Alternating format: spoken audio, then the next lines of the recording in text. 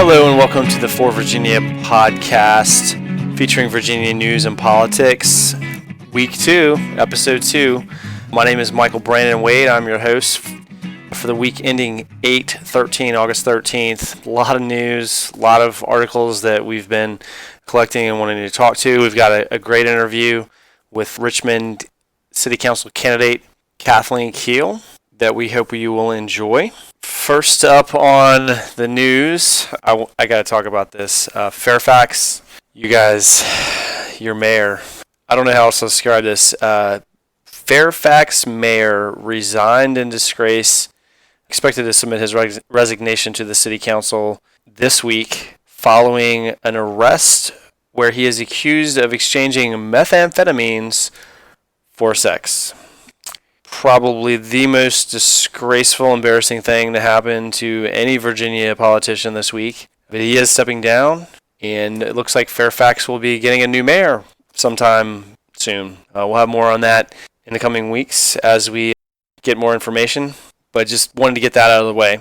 We have a few special elections that we want to talk about. There's a whole lot of stuff going on due to this redistricting of the congressional district, Bobby Scott's district. For those of you who don't know, there was a lawsuit several months ago that challenged the 3rd congressional district, saying that Republicans had gerrymandered the district to contain African Americans, which has basically caused Bobby Scott to have a very safe seat in the 3rd district for the past several cycles. And so by redistricting the 3rd, it has affected the 2nd and the 4th. So much so that Scott Ridgell has decided to retire. He just left the Virginia Beach Republican Party over Donald Trump's candidacy. But following his retirement, Randy Forbes, who was the previous District 4 congressperson, decided to basically run in the 2nd. He has a rental house or a beach house or something that gave him residency and tied him to the area. So he ran for the district there in CD2, lost to conservative Tea Party favorite Scott Taylor back in June. He lost the primary. So Forbes is out. Taylor is in as a Republican candidate.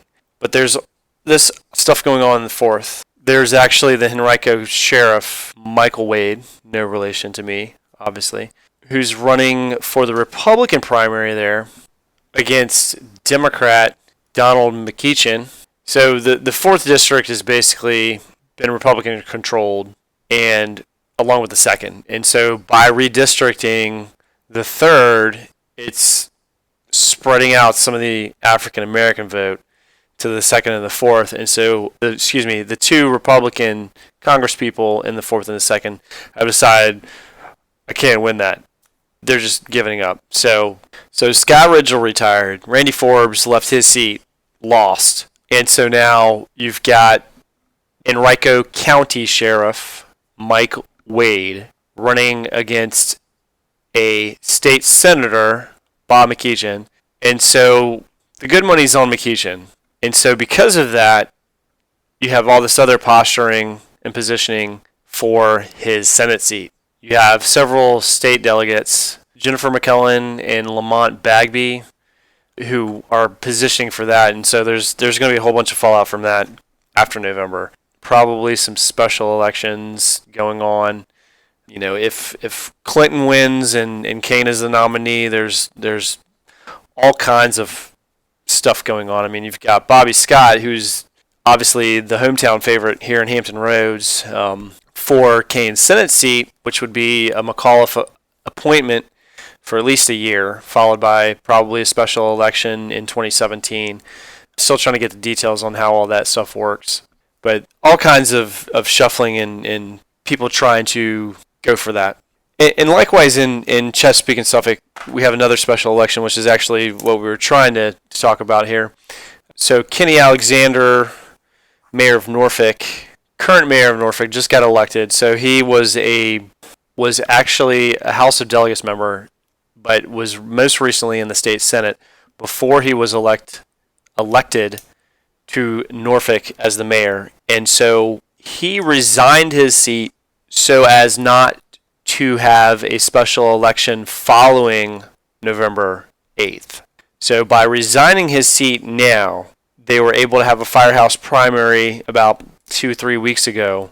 It was Lionel Spruill versus Joe Lindsay, who we endorsed, in a firehouse primary back on July 9th.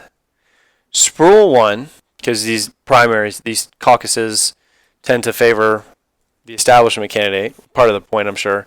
So Spruill, who was a delegate, won the primary for Kenny Alexander's Senate seat. So now Spruill's seat is open, and so there's another firehouse primary for Spruill's old delegate seat. I know it's convoluted as hell. This is how Virginia politics works, apparently. So the point we're trying to get to is that there's a firehouse primary Tuesday for Suffolk and Chesapeake residents for the 77th House District between Suffolk businessman Leotis Williams, or LW, and former City Council member of Chesapeake, Cliff Hayes Jr., who's a former Republican. Not sure what his come to Jesus moment was with them, but our friends at Progressive House VA are endorsing LW. I've been doing a lot of canvassing for him over the past few days. So if you're in Suffolk or Chesapeake in the 77th House District, it's very important that you show up to these firehouse primaries because this is how we build our movement or our revolution in Virginia. We have to start with these small delegate seats, what seems like small delegate seats, because these people on the city council are people who are, community builders in our cities and our localities. The progression is clear. It's delegate, state senate, congressperson, senator, vice president, etc. So that's how that works. So we can't just show up every 4 years and expect to run a third-party candidate for president. We have to show up at these firehouse primaries in the middle of August before a presidential election and so forth. We have to show up in order to make this change happen. So, and depending on what happens with this firehouse primary and everything else that's going on, there's going to be special elections all over the place. This redistricting is really just shaking up the entire state, and we're seeing the ramifications of that throughout the congressional districts and the state senate districts, and now the House of Delegates. And it's not even November yet. So there's a lot going on, and we need you to turn out if we can. In other news, a lot of exciting stuff going on this week. The NAACP and the Voting Rights Act and Senator Goodlatte. So without getting too deep into recent history, the Supreme Court recently ruled on the Voting Rights Act and stripped a bunch of provisions in oversight of certain states. Literally as soon as this happened, I want to say it's been about a year now. As soon as the Supreme Court struck down the Voting Rights Act, all these states started throwing up voter disenfranchisement laws. Texas, North Carolina, lots of others passed all these voter ID laws, started rolling back early voting, absentee ballots, things that enhance voter participation, enhance turnout in our elections, give people a voice. They started passing all these laws and changing all these policies to roll all that stuff back. And, we had a great week earlier this month with a lot of federal court judges ruling against these restrictive prohibitions, saying that the voter ID laws were unconstitutional or that they had to put the early voting back in place. North Carolina, Michigan, Wisconsin, there was like 6 or 7, there was almost half a dozen rulings that all came out at the same time, all related to the current vacancy on the Supreme Court and the fact that they're tied. And if the Supreme Court ties, then the lower ruling stands. And so the refusal of the Senate to appoint a Supreme Court Justice, Merrick Garland, it's basically empowered federal judges at the federal level, federal districts rather, to make some decisions. They don't have to worry about Antonin Scalia on the courts anymore, rolling things back. So back to my point, House Judiciary Committee Chairman Bob Goodlatte of Virginia has been not doing his job and has refused to consider a bipartisan bill restoring the Voting Rights Act. And so the NAACP got so fed up, they basically staged a sit-in at Goodlatte's office this week. They just basically went in there with 30 or 40 people. I'm not sure how many it was, but just went in and sat in his office. And, that's how it works. You have to show up. Democracy is not a spectator sport, to quote Tom Hartman. You have to show up to play. And so I hope that some of the information that we're giving you tonight and every week, hopefully, will encourage you to get out and go do something. That's our hope anyways. So we're going to take a quick break, and we're going to come back. We're going to talk about Fight for 15 that was going on in Richmond this week, today, an interview with a candidate for Richmond City Council, and we'll be right back. This is the For Virginia Podcast.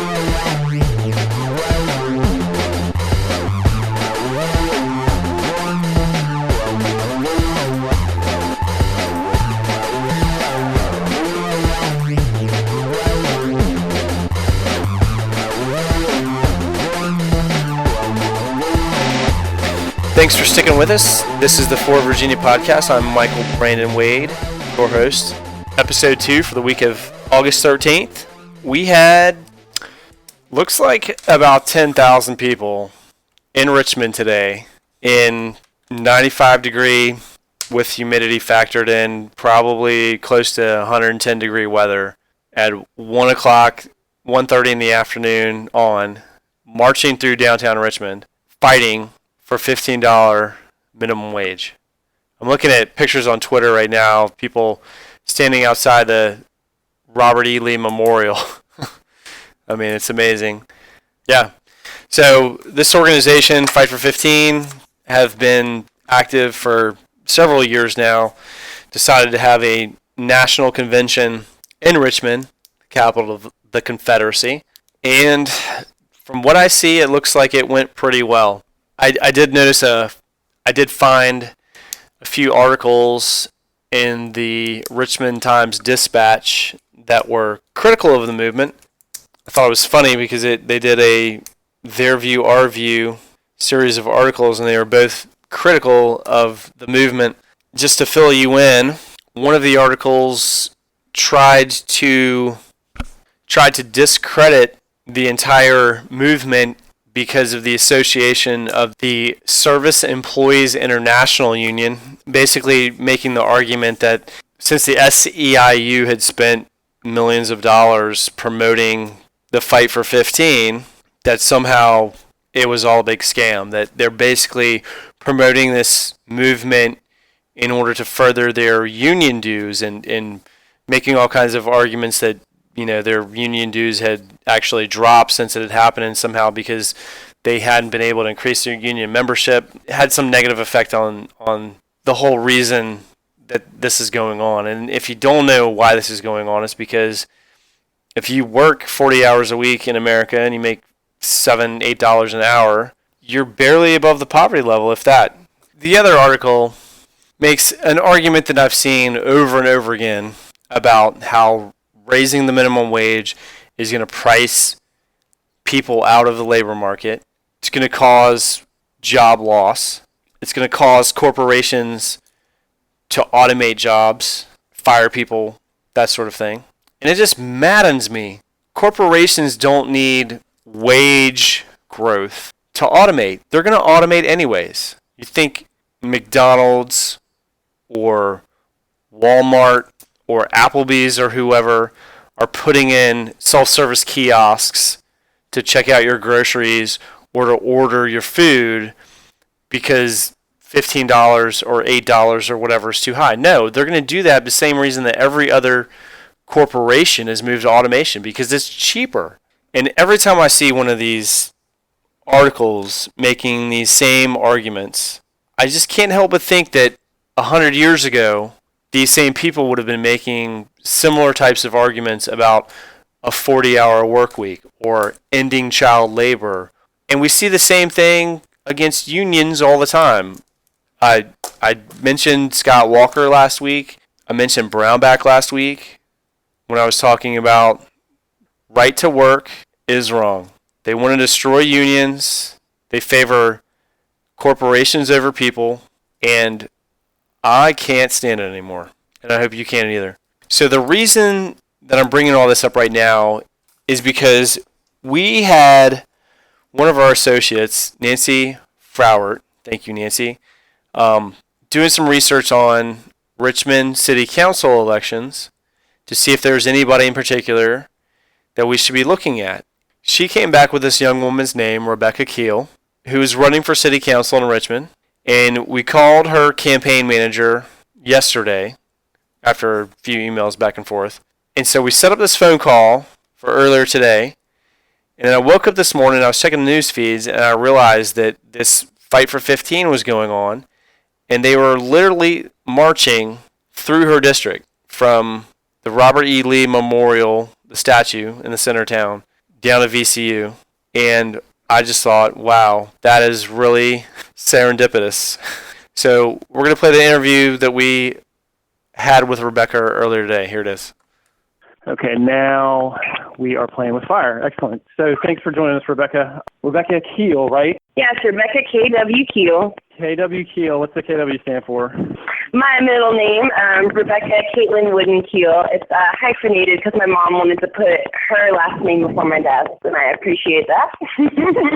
All right, excellent. So you are running for City Council in Richmond's 2nd District, is that correct? Yes, sir. City Council. So I understand you're a recent VCU grad, is that right? Yeah, I finished yesterday. Nice. You've got your master's, is that correct? Yep, in social work. Oh, social work. My wife is a social worker. That's interesting. Excellent. So you are running for City Council. Tell us why you decided to do that.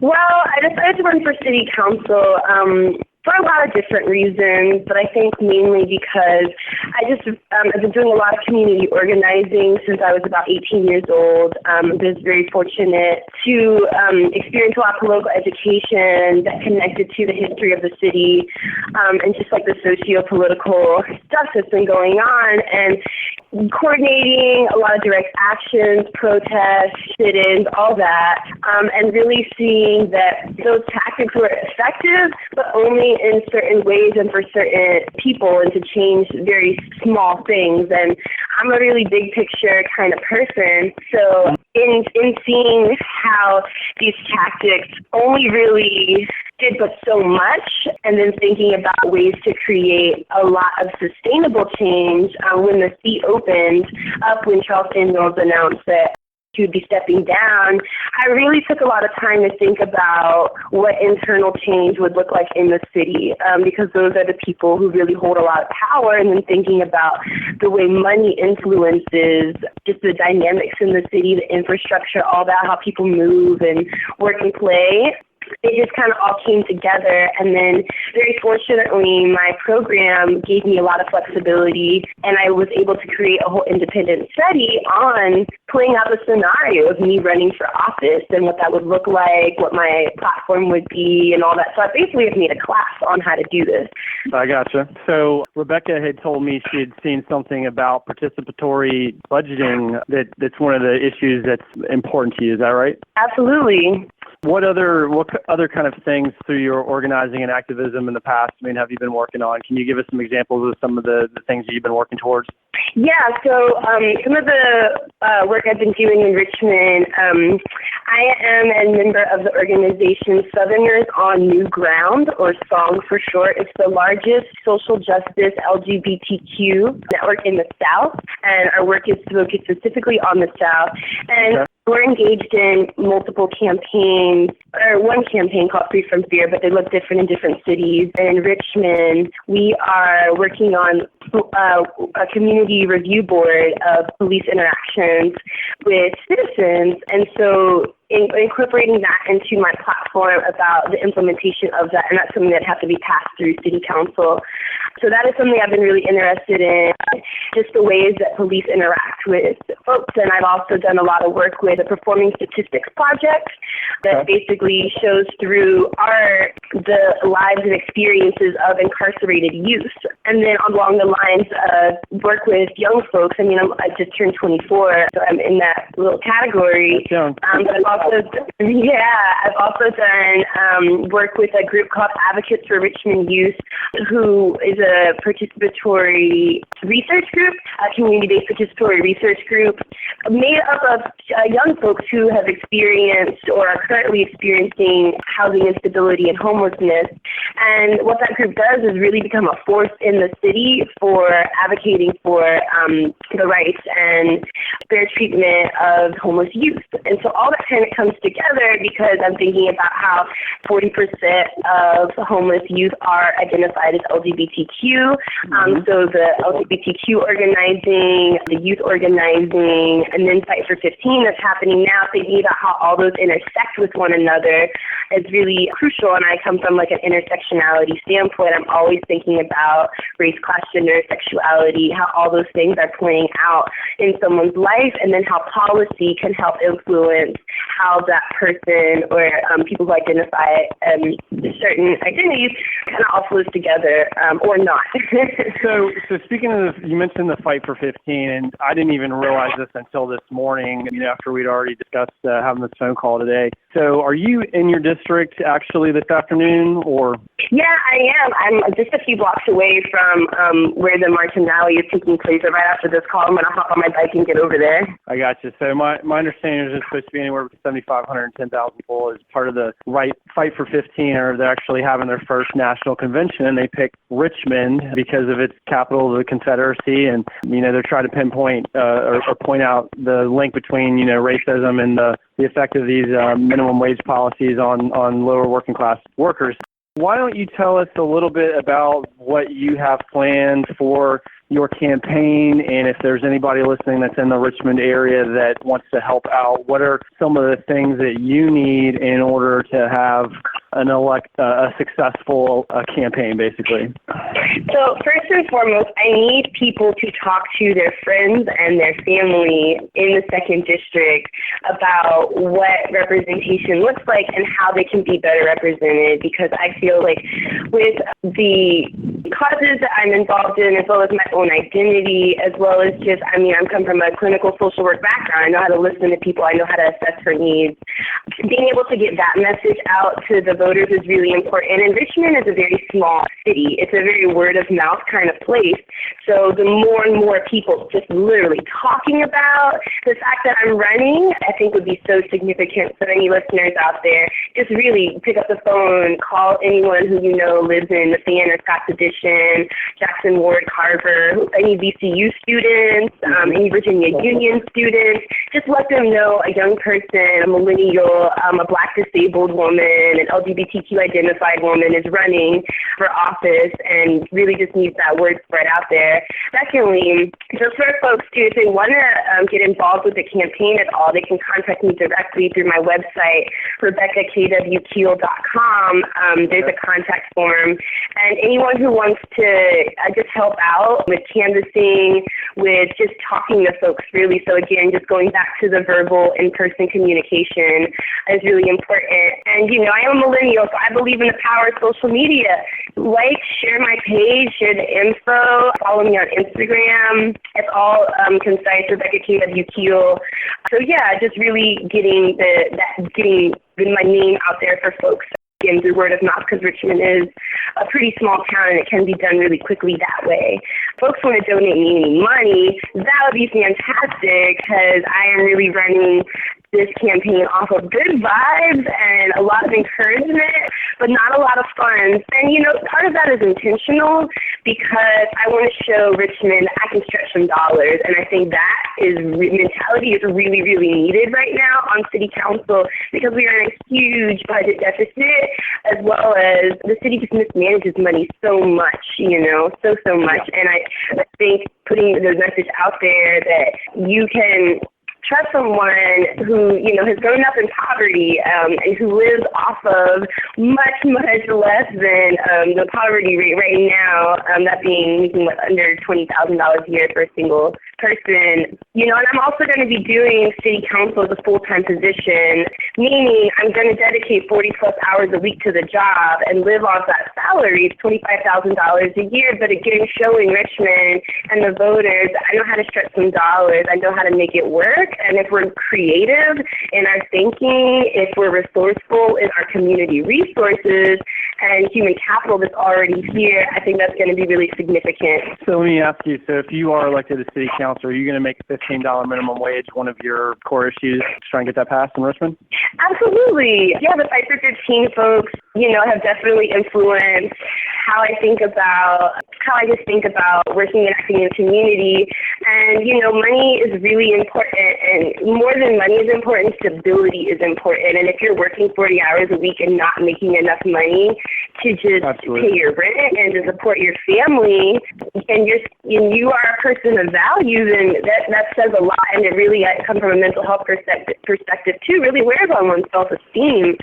So I really would support Fight for 15 and raising the minimum wage to $15 in the city, at least taking the preliminary steps to get that in motion. If it's not passed in the 4 years that I'm sitting on council, then it will be passed after that, but I will fight for it. Okay. Just a note for our listeners, based on the last election finance disclosures that I'm looking at here on vtab.org, it looks like both of your District 2 City Council challengers have probably raised at this point more than that $25,000 that you mentioned as a city council salary. It looks like Charlie Drydoor raised close to times that amount.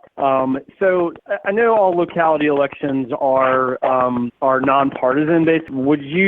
Your political identity, would you say you associate with the Democrats or some other party out there, maybe the Greens or Working Families Party? Is there where do you fit in all that? Or I do not think I fit within the established parties because they do not represent my politics and they don't represent my identity very well, honestly. Okay. Stretching dollars is one thing, but it is going to take, some kind of funds in order to print campaign materials, get information out, flyers, and maybe make a couple calculated social media ad buys or something along those lines. So definitely want Yeah, absolutely. And alongside that, I've had so many brilliant artists who are helping support the campaign, musicians, writers, visual artists, dancers, and I really want to support local art because Richmond is a huge hub for that.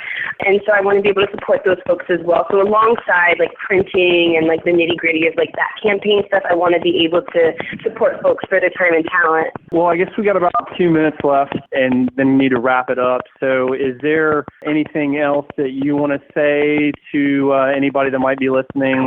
Yeah, just in thinking about the role of city council in Richmond, it's 1 out of 9 people who are making decisions about the city budget, passing ordinances, among a lot of other roles and responsibilities. But you got to think, if someone who is going to represent you, are they a values-based leader?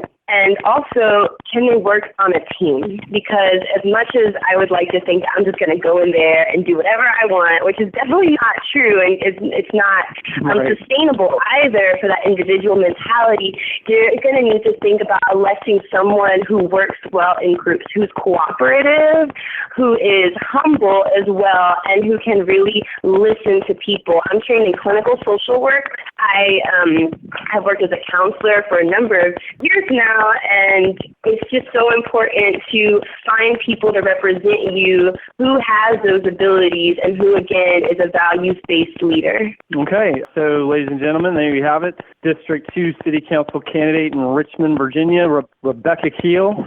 Thanks for calling. Yeah, thanks for the time. I appreciate it. Try and stay cool on us. Yeah, Mike, have a great rest of your afternoon. All right. Thank you. Thanks. All right. Bye.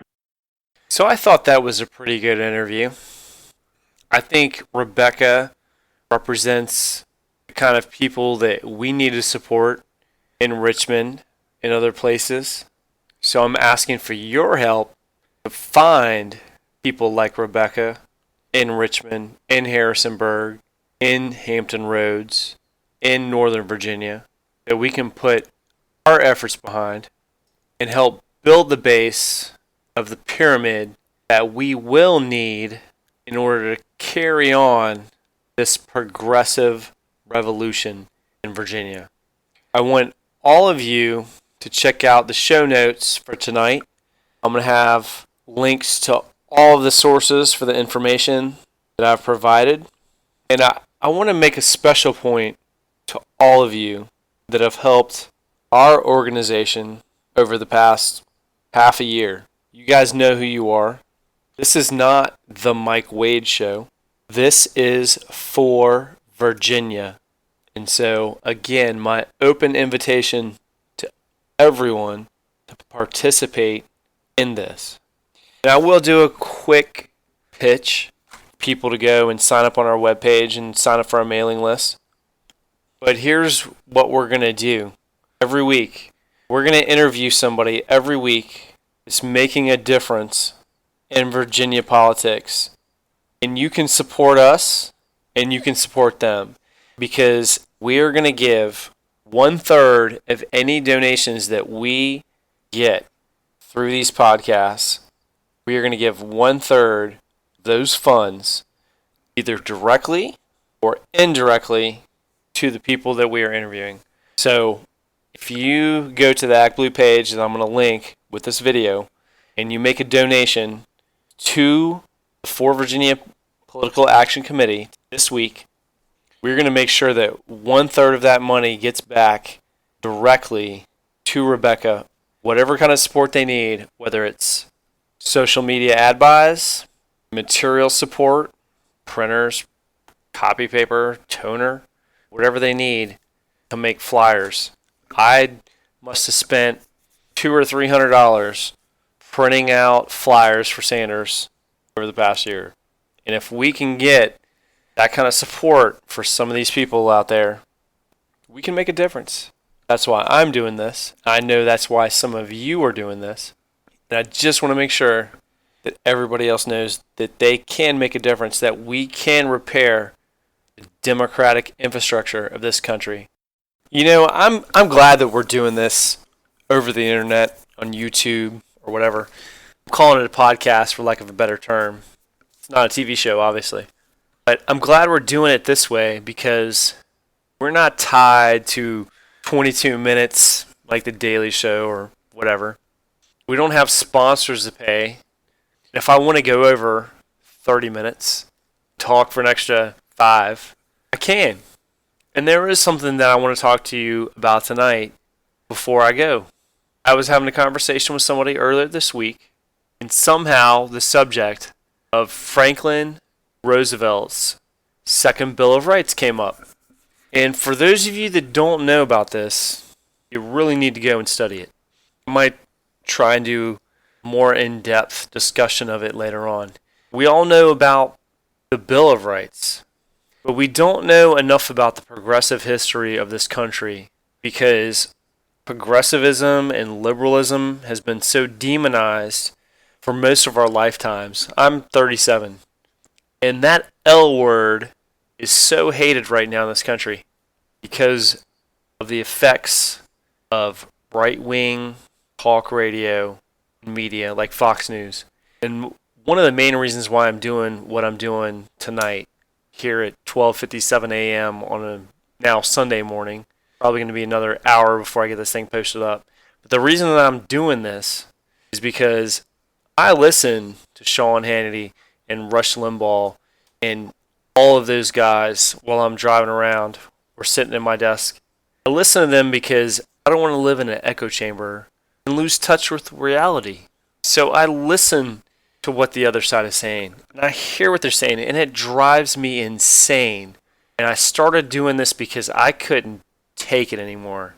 I couldn't listen to the hate, to the misinformation, the willful misinformation, and the propaganda that they have been poisoning this country with for 20 years, 30 years? I don't know. But back to FDR, Second Bill of Rights. And if he was president for 3 terms, and if he hadn't died when he did, who knows if this stuff might already have been enacted. It's a shame, really. Here it is. This is from 1944. 1944. Roosevelt suggested the Second Bill of Rights, and I'm just going to read straight from Wikipedia. Roosevelt's argument was that the political rights guaranteed by the U.S. Constitution and the Bill of Rights had, quote, proved inadequate to assure us the equality in the pursuit of happiness, end quote. So we might have freedom of speech, freedom of religion, which I'll argue, freedom to assembly, and freedom of the press. As screwed up as our press system is now, and for evidence of that I point to Donald Trump, Roosevelt came up with this economic Bill of Rights. And if you've been following Sanders' campaign, or Elizabeth Warren, or even Paul Wellstone, God rest his soul, this will not sound new. 8 rights that I want you to think about. Number 1, employment. Number 2, food, clothing, and leisure, and enough income to support them. Number 3, farmers' right to a fair income. Number 4, freedom from unfair competition and monopolies. Number 5, housing.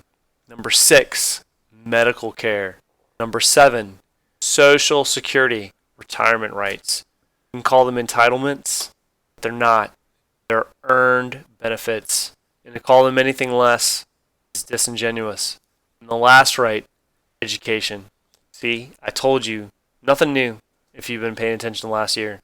Roosevelt stated that having such rights would guarantee American security and that America's place in the world depended upon how far the rights have been carried into practice. And I'm going to stop right there for tonight, but we'll talk about these more because when you look at our original Constitution and our original Bill of Rights, how many times it's been copied over the world, it's nothing compared to how many times Roosevelt's Second Bill of Rights has been copied over the world. While a good portion of our population reveres our original Constitution, our original Bill of Rights, they completely ignore the Second Bill of Rights, while the rest of the world has taken a hint on it. I think that's why some of the, for lack of a better word, decline in wage growth, in our education rankings, in our quality of life. Donald Trump wants to say, make America great again, and we all laugh at him and his supporters, but when you think about it, they have a point. People laugh when they say that Sanders and Trump are similar, that the left wing and the right wing are part of the same bird. We laugh it off like, haha, we're nothing like them. But it's not true. We have the same diagnosis of the disease. We only differ in what the remedy is. And that's why we have to get involved. And that's it for tonight. Thank you very much for listening. My name is Michael Brandon Wade. Tune in next week. Stay involved. Support your local candidates for office. And if there aren't any that you support, do it yourself for Virginia. Good night.